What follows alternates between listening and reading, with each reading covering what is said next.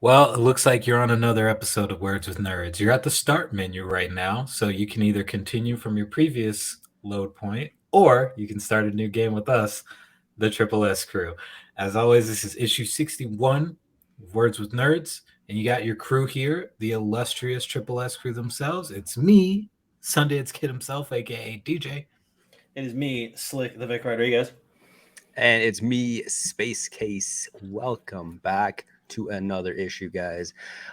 We got DJ with this week's topic, so let's get right into it and let the boys and girls know what we got going on this week. Well, sorry, I had to burp. It looks like this can't ever get through an intro without some shit happening. And that was almost perfect and I fucked it up. So I'm sorry. But Gas leaks and farts, baby. I promise you one episode, one issue, we will get through the intro without doing any maniacal shenanigans that we usually get into. But until then, the Triple S crew, us, we are deciding to talk about another retro topic, I guess you could say, or classic in this case, which is classic consoles. That's right. If you have been watching, or even if you're around our age or any kind of age, you will remember the first time that you played a video game. Why? Well, because it's just one of those childhood things that you're into. Okay. Everybody at some point has played a video game. Everybody has an experience with a game, but whether it's from the 80s, the 90s, the early 2000s, or even most recently now, you have a story. And we all do, considering we grew up in the same era, when video games were getting very, very popular.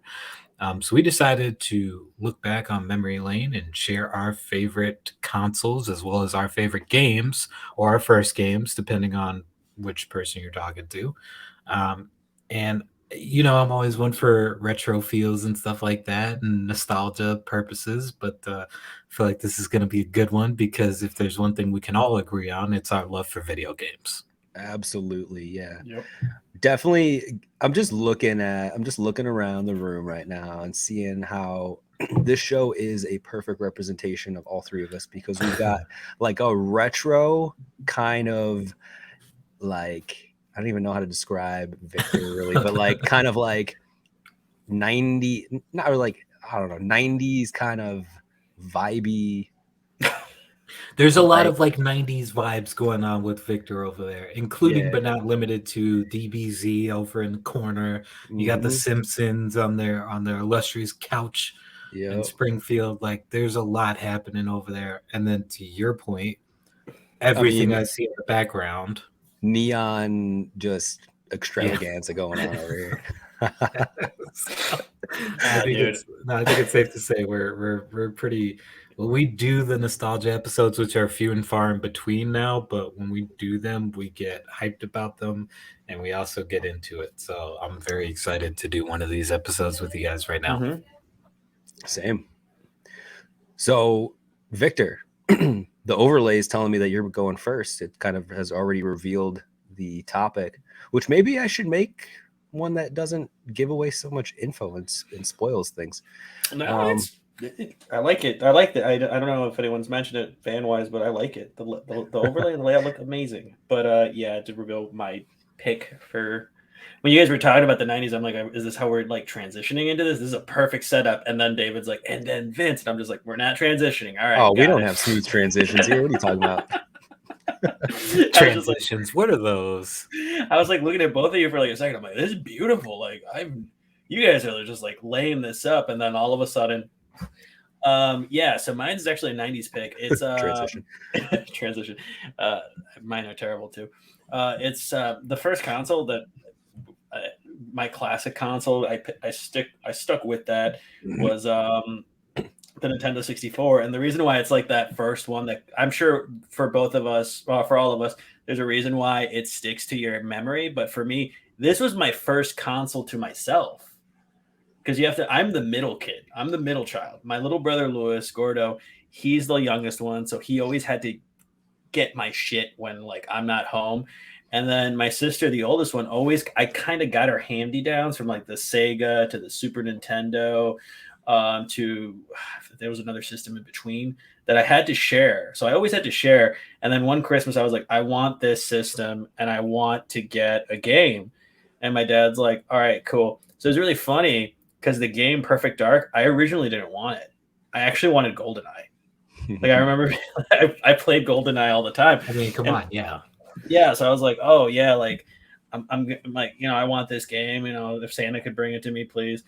And what ended up happening is my dad just went there and the guy was like, oh, if he likes Goldeneye, he'll like Perfect Dark. And I was kind of annoyed for like a day. And then I played it and I didn't realize that it's the same engine. And it's one of those games that I got lost in. Like, I am afraid of aliens. So part of the game is shooting aliens because you pretty much play an agent, like fighting against an alien horde. Very, very Halo vibes, like, but basic Halo storyline vibes. And I just remember playing this, like, you guys had to remember the 90s, right? I'm age checking myself right now. We're all around the same age. Yeah, age check yourself, bro. I'm in my 30s. It's all good. We're 32 here. Not yet, boy. Still got a couple more days. Anyways. And then you're 30. Living it up, living the last moments up. You just turn around, then turn back. It's like, anyways, Victor. So I remember playing this game just so religiously. To the point where my friends came over and we all played Perfect Dark. They were better than, so this is where it also has such a fond memory. So they all had Goldeneye and they played Perfect Dark once in a while. So they were always better than me in Goldeneye.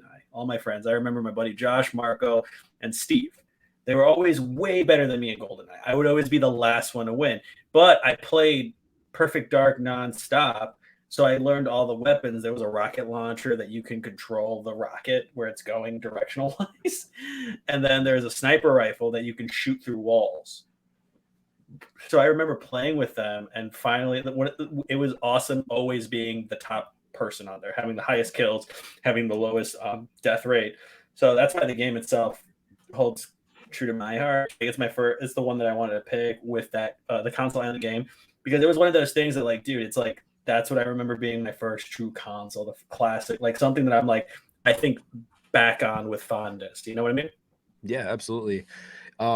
This one, like, it reigns true to early N64 days. So this one was exactly what Victor said, as far as like almost a continuation of GoldenEye, but not exactly the same time. So basically what had happened was Rare develops GoldenEye 007, which if you played N64, man, you had to play this game because GoldenEye is probably one of the most popular N64 games out there.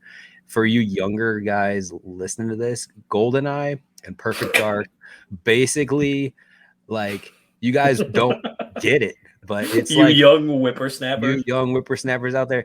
Young bucks. Back in the day, man, this was our Call of Duty. This was our Battlefield. Like, if you talk about going back in time a little bit, so GoldenEye 007 and Perfect Dark are the 90s version of Battlefield and Call of Duty. Before those even existed, this paved the way.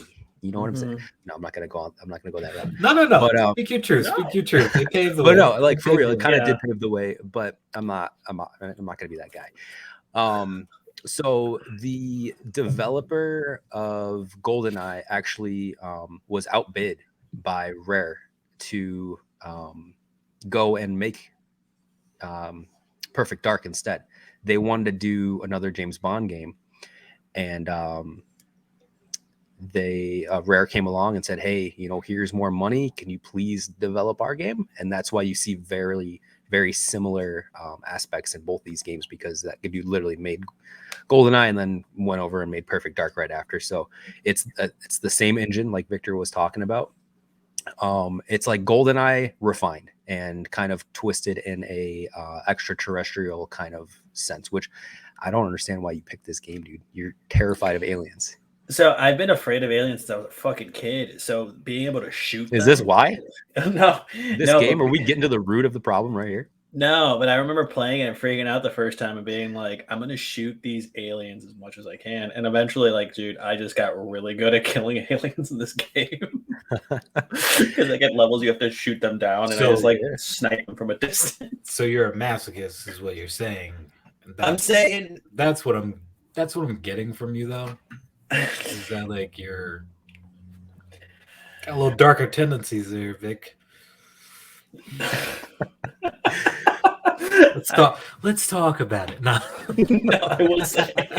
I will say second choice is going to be Resident Evil because I used to be afraid of zombies. Like the first. Which one though?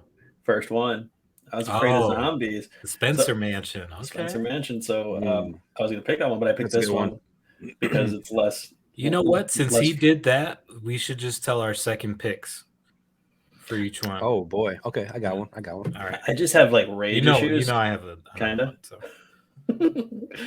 I just have like rage issues that I take out on video game characters, and zombies. I love zombies now. Like that's part of my setup back here. But aliens. Can we touch on how big this game was when it actually released? Like this game came out and literally broke ground. Like when I say paved the way, this one when it dropped, there were so many high hopes on this game. N64 magazine described the game as, what was it?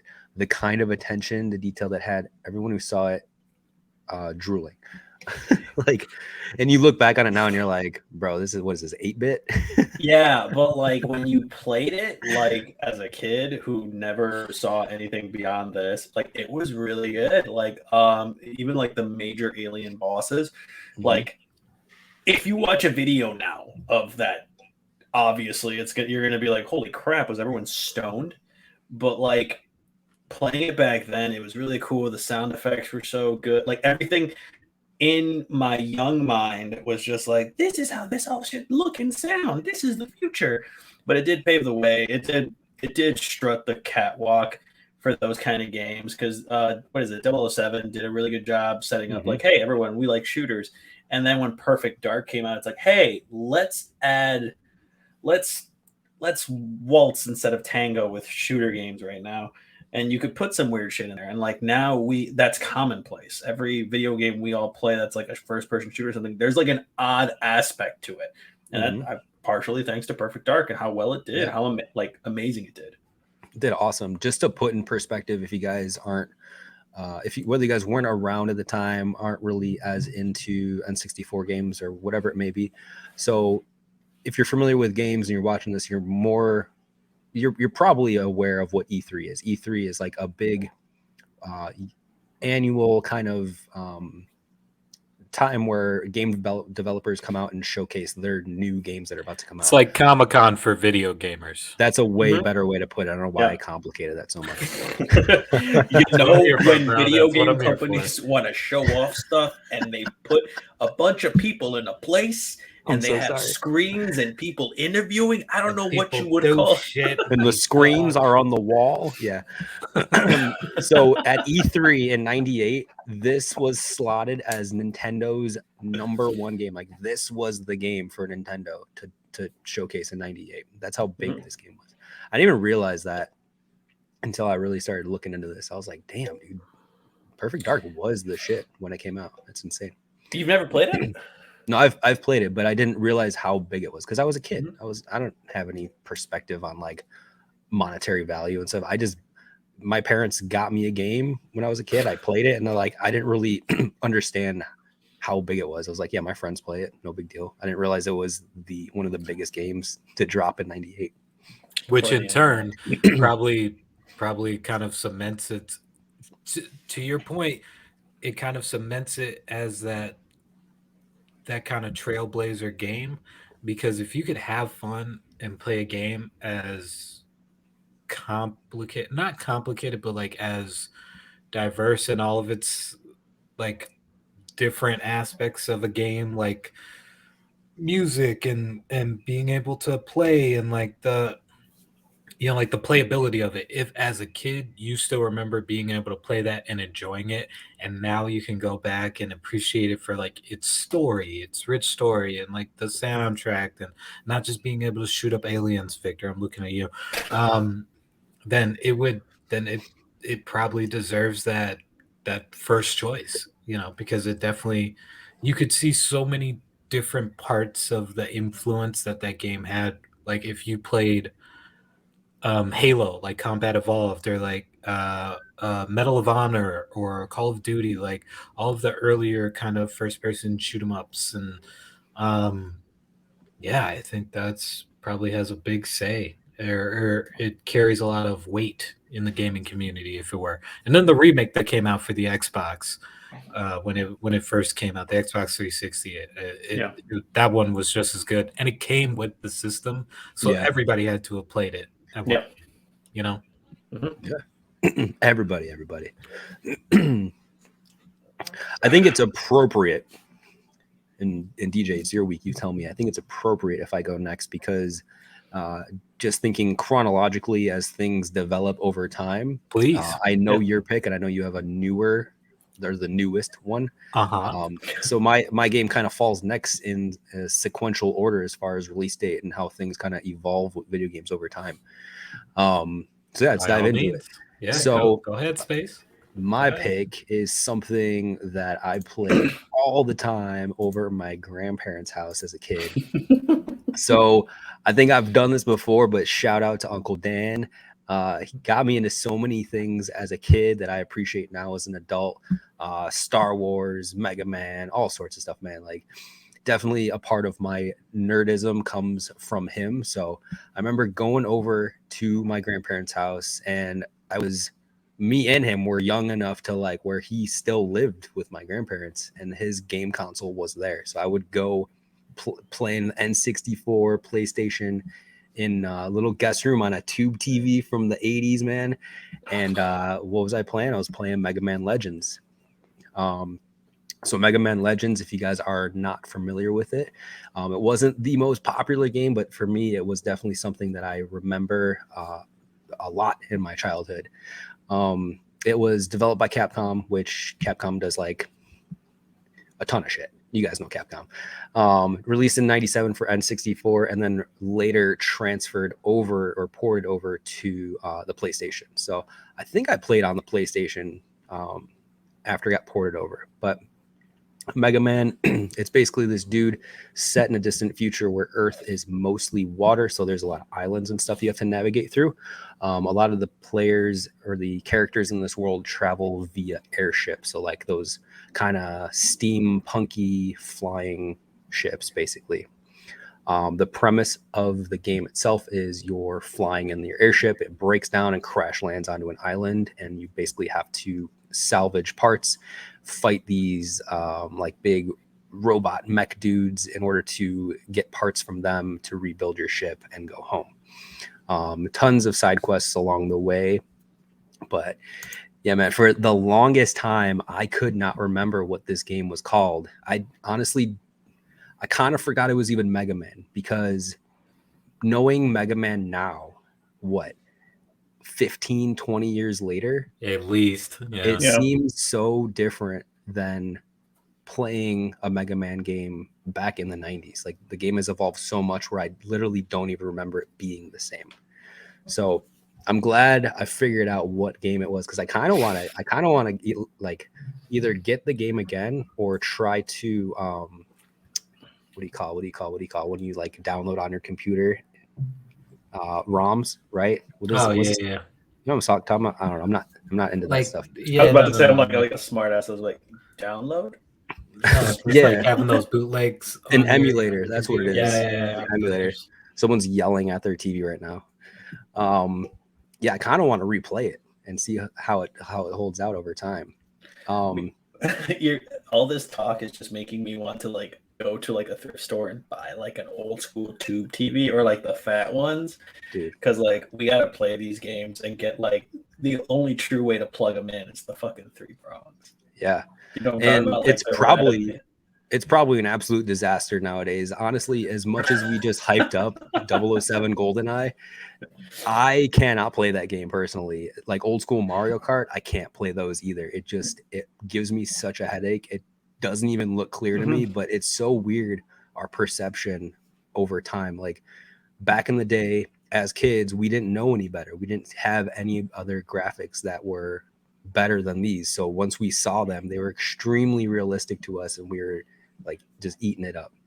Imagine the people who played Pong and they like, I don't know, went Yeah. in a coma and then woke up really- and they're like, what's going on? It really puts into perspective Pong, probably old school Mario, Donkey Kong, Yeah. Pac-Man. Like that was the shit when it came out. And now we look back and we're like, yeah, it's a classic, but oof, it doesn't look so great. That's funny because you mentioned Mega Man Legends, and I was like, I played Mega Man Legends, but the first Mega Man I remember playing, like I had to think about it hard too, was the Mega Man from like, was it Sega, right? Sega dropped Mega Man years ago, and that's the one I remember playing. So when you talk about Legends, I had to look up stuff, and I'm like, oh shit. Yeah. So this game came out pretty early for N64. I think they had a bunch of games out, but the big titles that dropped were Metal Gear Solid, and David will appreciate this one, Zelda Ocarina of Time. Those two games paved the way for a lot of other games that dropped for N64, and you can tell based off of like the gameplay design and the camera stylization and everything like that they were definitely influenced by those two main games on N64. This is also one of the first games that is technically open world, and that is definitely something that stuck out to me over time. I think nowadays, if I'm looking for a game to play, I want an open world concept. I want to play The Witcher. I want to play Skyrim or GTA. Like I want a lot of options, and I want my freedom in the world that I'm playing in. So that definitely kind of stuck with me after playing this game as a kid. This game kind of broke the mold a little bit, finally introducing different bosses throughout the game that were all different. They didn't all shoot the same way. Some had turret guns, some had grenades they threw at you, some had heat-seeking missiles. So every boss you went against, you had to think outside the box and attempt to get creative on how you're going to beat them. But yeah, man, this game, thinking back on it, it definitely kind of paved the way for all my nerdism video game stuff down the road. It's kind of crazy to think about now that we're like breaking it down. It's cool. I can't wait to talk about David's because I'm like thinking back. I'm like, oh, shit, you're right. Like I also remember playing that game and just having a lot of fun. Like Mega Man was, a lot of these video game characters had cartoons. Like if they were part of those bigger companies, obviously they would try and merchandise them. So a lot of them were figureheads for their companies, but also, merchandise. And like Pokemon had a video game series, an animated series, movie series, merchandise. People were walking around with Pokedexes and Pokeballs, and Burger King was selling gold-plated Pokemon cards. My God, yeah. And giant Pokeballs that came with their equivalent of a Happy Meal and the kids' meals. And I just thought that's Mega Man for them at the time to reach that kind of echelon of video game kind of representative characters for their series, and Mega Man was one of them. Like you think Capcom, you think Resident Evil, and you think Mega Man. And Mega Man was one of those huge first hits that Capcom had, and with the success of their other series led into them being more famous and Mega Man getting more attention. So I think as a kid, for us to experience that when it was happening, it's certainly one of those fun memories that you can look back on and be like, I was there, like I was able to experience that time when all of this, the craze of video games were like getting higher and higher. And now it's part of everyday life. And, I think there's so many games now. Pretty beautiful. There's so many games now, but like David touched on a really good point. Like all the characters that we talked about, or for the most part, like I know Perfect Dark has its own thing, but like for you specifically, Vince, And then later on, when we go on, like those characters, they still appear in video games. They still Mhm. have their things. They still have stories going on in modern gaming culture. Like Mega Man was in, I think the last game I played that was like a fighter game was Marvel vs. Capcom.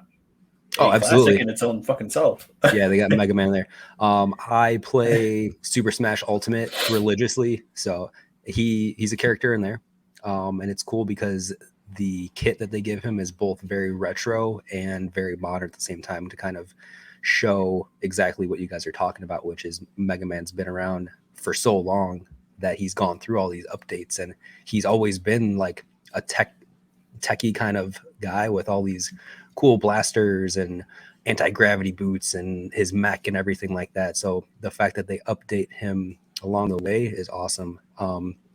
As of late, really nothing cool coming out as far as Mega Man goes. Honestly, his games kind of lack these days, in my opinion, but I still have a huge appreciation for him. I have a pop somewhere over here off camera of him.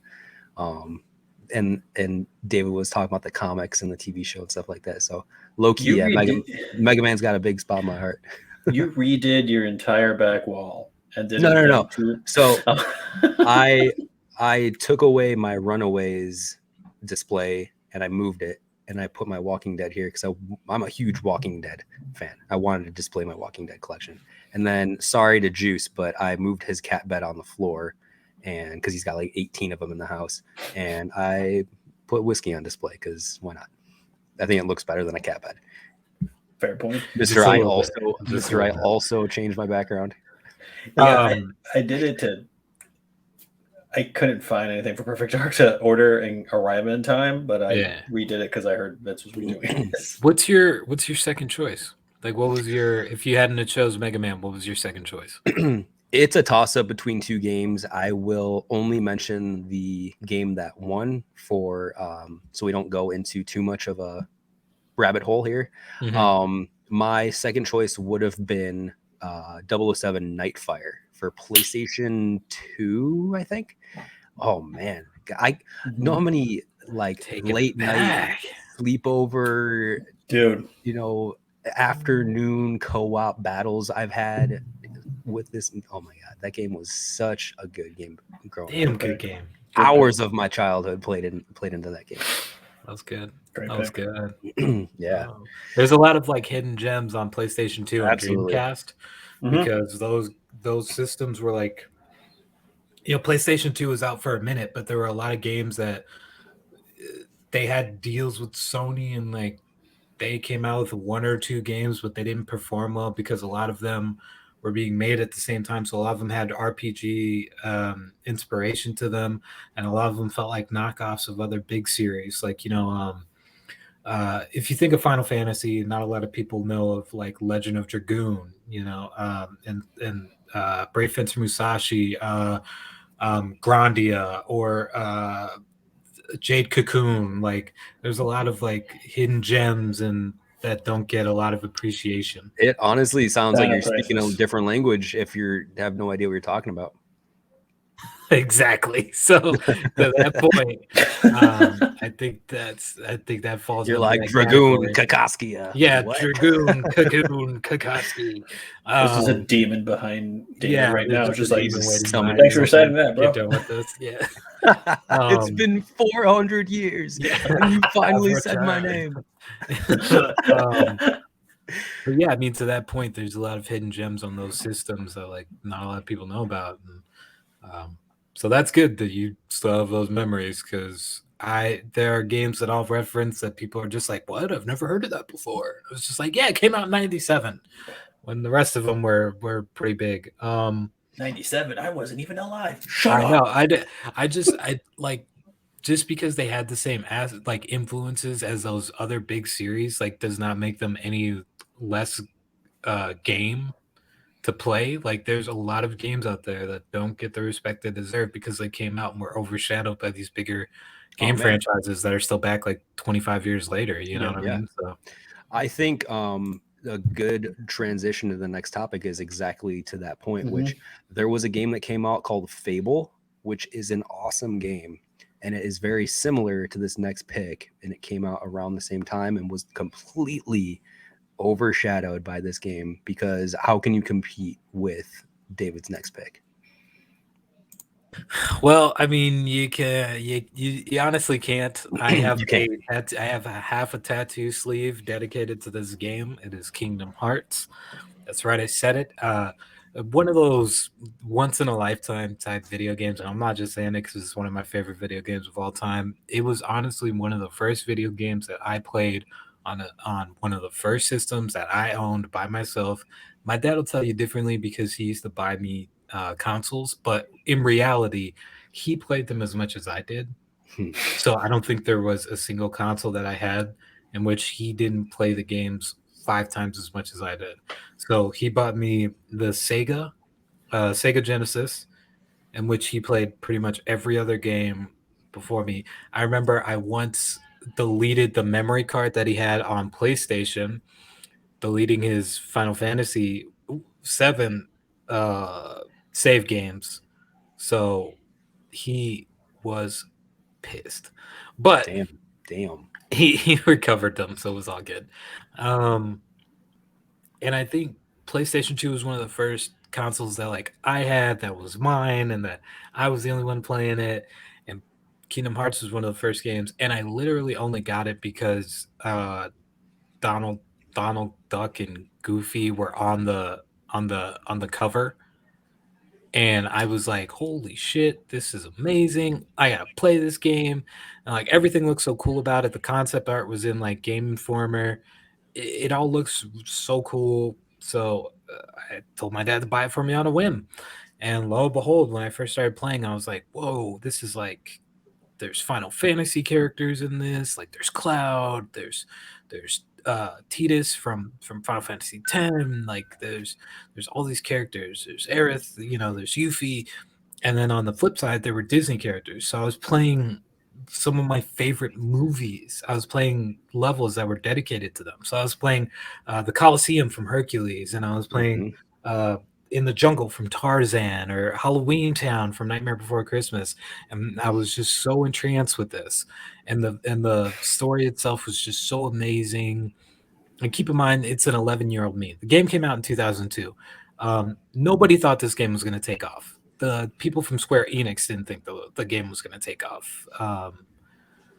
Which is And lo and weird. behold, it broke fucking records. Like it sold so many copies in the opening weekend that it did. And the story was just so cool because they had original characters. They had characters from Final Fantasy, they had characters from Disney. And the system was just like it was third person, like it was just so much fun to do. Um and the story was just so cool that even to this day I still remember it like it was yesterday. I can quote the entire game. There's since then there's been like 15 games that have come out because Square Enix can't seem to get their shit together.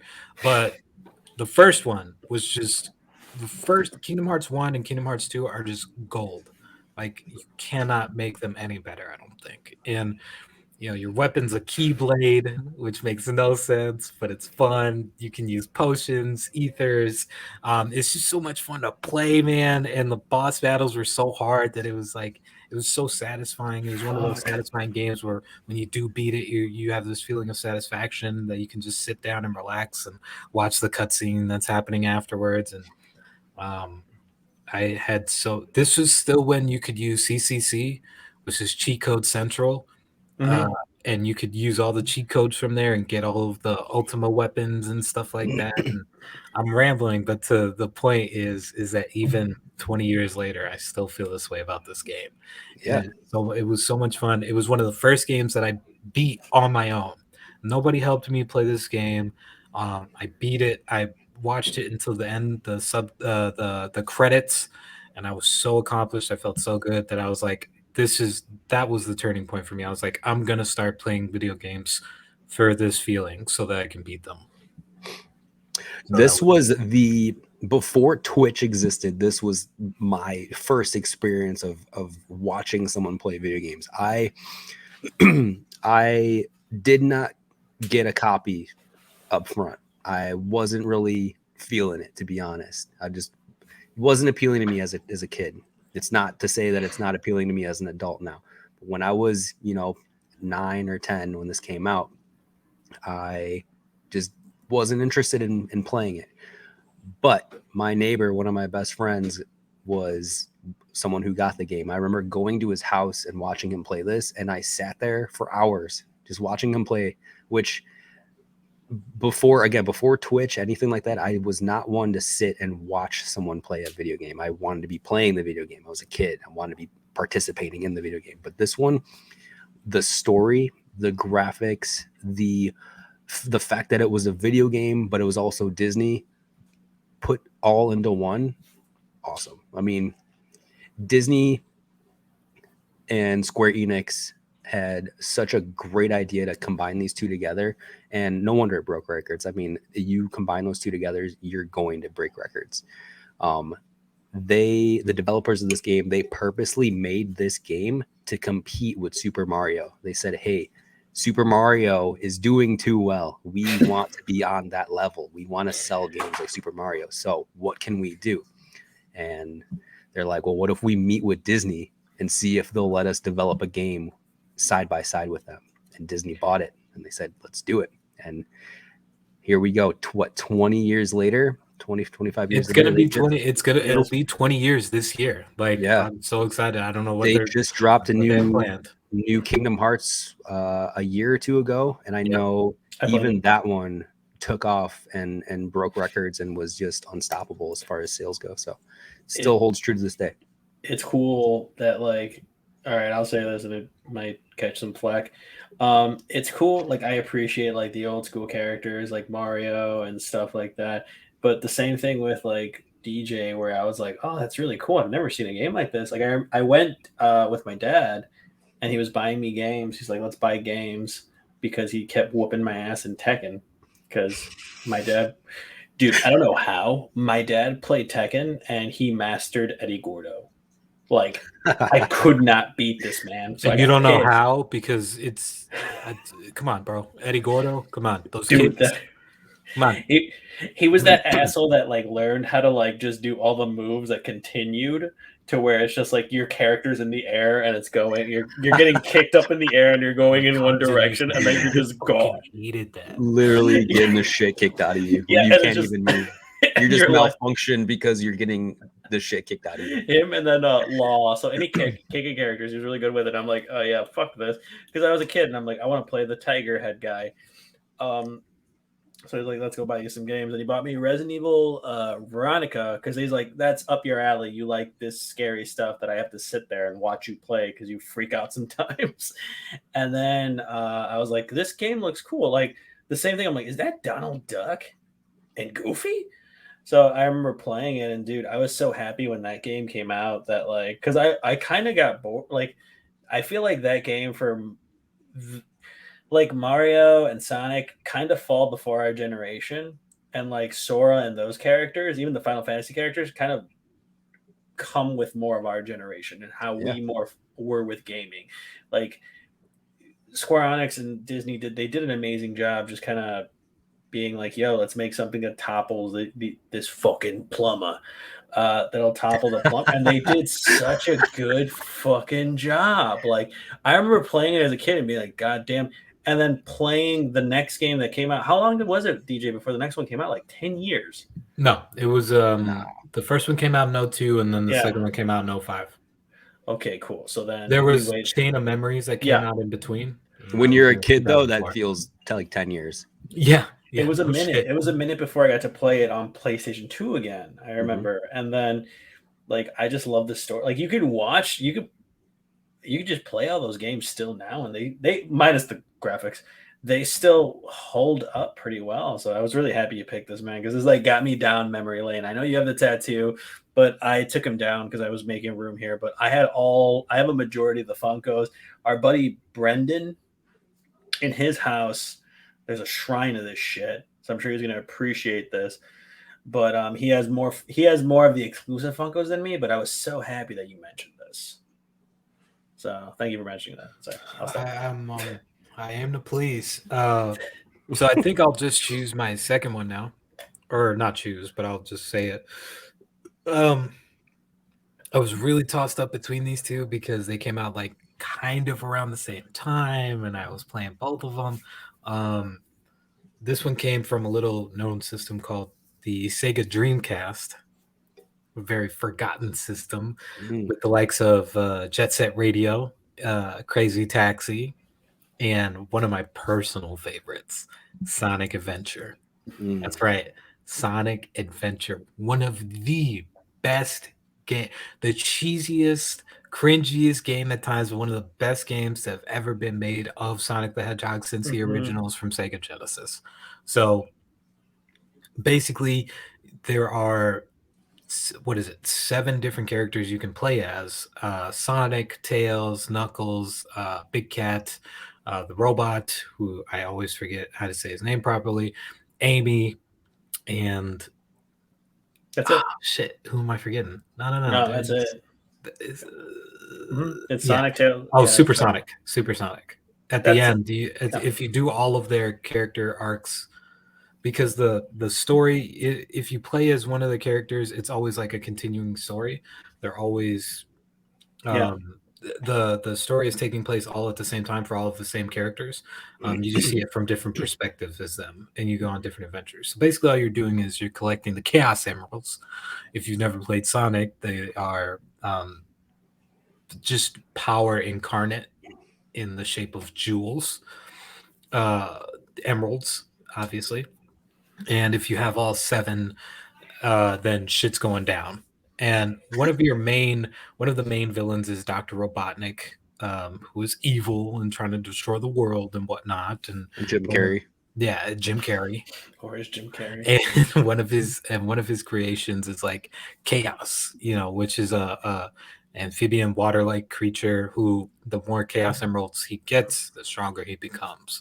So Sonic and his group of friends are constantly throughout the story trying to stop Dr. Robotnik from getting all the Chaos Emeralds and unleashing destruction upon the world.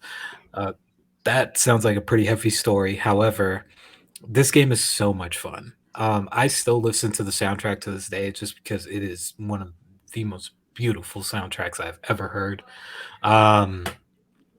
There are so many different levels that you can play. You can roam around them a lot. There's a lot of different things to do, a lot of mini games. You just have a lot of fun, man. And I thought it was so cool because it was taking this big character, Sonic, and kind of revolving the world around him and his friends. And, at that point, I had played the original on Sega Genesis. I'd watched the cartoon show, the early 90s cartoon show where Sonic is just always eating chili dogs and shit like that and trying to save the world. And so I was enticed by it. I loved it. It was so cool. The voice acting is very cringy because it's the early 90s / early 2000s or late 90s, early 2000s. The script is weird, but I mean, they put so much dedication into it. The production team, the design team, they went to several different places to get inspiration for like the Mystic Ruins, which is a big level in Sonic, or Station Square, which is another big one that was kind of based off of New York City, and Times Square and Central Station, Grand Central Station, and they just took a lot of inspiration. They took a lot of years to make this, so it was made with love. And I just remember me and my cousins fondly. I remember me and my 2 cousins playing this religiously almost whenever they visited, and it was like we would not stop playing until like 2 or 3 a.m. in the morning. We each had our own little saved games, so we were constantly trying to beat each other, trying to beat the game first. And it was just one of those fond memories, bro. I'll always love that game. Actually, never played this game, but it's fun. It's cheesy. I can picture like a typical Sonic game, but with the storyline kind of amped up. Kinda. No, it was like because in the typical Sonic game you ran. I had this game too, and I had this. It's a platformer, right? Like Super Mario, like old school Super Mario. Yeah, no, it was a platformer. So in this one, I don't know. I remember. It's weird now. I'm trying to recall the gameplay, but it was one of the first games that you could kind of just explore around areas too, because like one of the areas looked a lot like downtown San Francisco, And I remember just going down different spots of it, like playing this game. So it's really cool that you brought this one up as your second. I was hoping you would pick this as your first because I remember playing this like late as well. Just being this was a sleepover game for sure. Because we're all naming games that it's funny because like back in the 90s, guys, back in the early 90s when you and your friends couldn't game online and there was this was the next best thing. Yeah, this is the next best thing. Like you'd be like, hey, can Jimmy and Vince and David sleep over? And it's like, of course. Who's Jimmy? Like, nah, fuck Jimmy. Fuck Jimmy. I was trying to think of a name that. I feel like Jimmy is now and forever like when you watch Workaholics and the end screen comes up and there's that one extra dude on there that's not one of the three of them. You're like, who the fuck is that guy? He's not in the show. Yeah, it's the one guy that we're all playing and it's just like, hey, can we switch the game? Shut the fuck up, Jimmy. Oh my god. Yeah. But that's why Jimmy's not on the podcast. We kind of grew out of being friends with him. Fuck Jimmy. Fuck Jimmy. Fuck that dude. But dude, so real quick before we end things here, I want to know, and I'm kind of stealing DJ's prep questions here, but I am curious. It doesn't have to be one of the three consoles we named today, but what is your favorite console growing up and pre Xbox? Like, don't surpass Xbox One because otherwise, those are new. I'll go. It's a loaded question. I'm gonna have to go with PlayStation. PlayStation was where I got my bones from. Where I laid my bones. I was playing every RPG known to man, thanks to my cousins who babysat me and had the N64 and the PlayStation and Game Boys left and right. But I think PlayStation was where my love of RPGs came from and my love for games in general. Because if you could pay attention to an RPG, you could pay attention to any video game. Because RPGs, the battle system is complex to say the least. So if your tiny brain at that age can handle it, great. I had a real tiny brain too. Yeah, man, like Final Fantasy, Resident Evil. What's the one that it was like Resident Evil, but it was made by Capcom and it came out on Dino Crisis. Dino Crisis, there it is. Dino Crisis. It was basically Resident Evil, but with dinosaurs instead of zombies. And yeah, man, there were just so many fun games on there. Like you could play serious games, you could play RPGs, you could play just shoot 'em ups, you could play Jersey Devil. Like there were just so many fun games on there. And then you go to Blockbuster and you get like Rugrats and shit like that your parents will let you get. Oh my god! I just had so much fun. I totally forgot about that game. Holy shit. Rugrats. When you were trying to find Reptar, and can we unanimously decide and deem that Rugrats is all of our third choice? Oh yeah. Dude, for sure. For sure. It totally that was music. Honestly a very good game for what it was. I love it. Who would have thought? I had my dad rented like a bunch of babies. Yeah. It was so much fun. But yeah, definitely PlayStation. Yeah. I mean, awesome. What about you? It's iconic, man. What about you, Slick Vix Vapor Rub Rodriguez? I'm just gonna continue with David. So it has to be before Xbox. So I'm gonna say PlayStation 2. Because every game prior to that system for me was always kind of like, I'm like, all right, cool. I'm just playing by myself. I'm doing this, nothing crazy. And when I got into PlayStation 2, that's really when like my affinity for like certain game styles and certain even like story styles came about, because I remember playing Devil May Cry, Resident Evil Code Veronica, Resident Evil 2. There was another game that we all kind of know called Bully, Grand Theft Auto. Bully. All these games came out on that system, and they had, and that's probably terrible quality if I actually go back and watch it, but to my brain, I was like, this is the next level. We're not even going to need people to voice them, whatever. I remember playing these games and like, dude, and playing the fighting games. Oh, dude, you know me. When we play fighting games, I'm really competitive with it. Like I try to win every time, because that was the first time I got to play fighting games. Like, what is it? Mortal Kombat was on the system. Like one of the remakes, and then Tekken 1, 2, and 3. Like I remember playing these games, and then my dad, shout out Mr. Rodriguez, will always school anyone in that game. That's And awesome. I learned it from this game. Like he'll sit down in So an arcade. awesome. He's like, "I'll play you." Put on his glasses, just like, and So then let you're me just put like, on my reading glasses real quick and whoop some ass. it's like, how the fuck you do that? You got to speak up, son. I can't hear you. That's hilarious. Okay, so I have to completely agree with both you guys. PlayStation 2 was the best console growing up. Whether it was Kingdom Hearts, 007 Nightfire, man, remember Midnight Club Dub Edition? I know I had mentioned before, I think I like our PS5 releases, that I am kind of low-key a big racing game fan. Midnight Club Dub Edition, that was, man, talk about playing games at sleepovers as a kid. That was definitely one. I remember playing one till like 5 a.m. going home. My dad was like, "Why did you not sleep?" Sorry, dude. Sorry, Dad. I was racing in the streets all night. I was listening to the killer soundtrack on that one. That game alone introduced me to like some of my harder rock music choices as a kid, like The Offspring and stuff. That soundtrack on that game alone was hands down awesome. Dude, you know what I'm surprised that we all unanimously agreed on that is our third, but like it's the weird Rugrats? Yeah. Tony Hawk. None of us Tony Hawk, that. man. Yeah. Ooh, wow. We're all mature. Yeah, I don't know. Yeah, Tony Hawk was cool when it came out, but now as an adult, Tony Hawk is not. I mean, what do you fucking do ollies and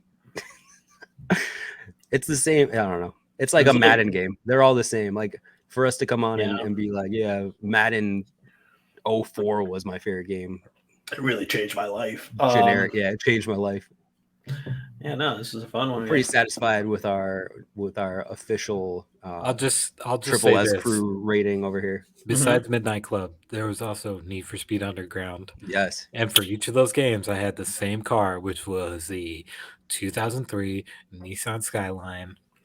With I tried to make it look as much as Paul Walker's in Too Fast and Furious as possible. If I ever inherit, if I ever get some random inheritance or I win the lottery, I'm gonna show up to your house one day with one of those cars. I will love you for the rest of my life. But on that, bump the Need for Speed soundtrack as I come to your house. On that beautiful note, let's end this on a happy note.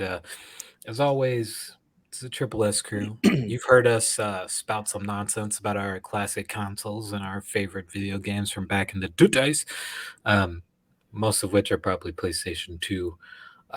But it is what it is.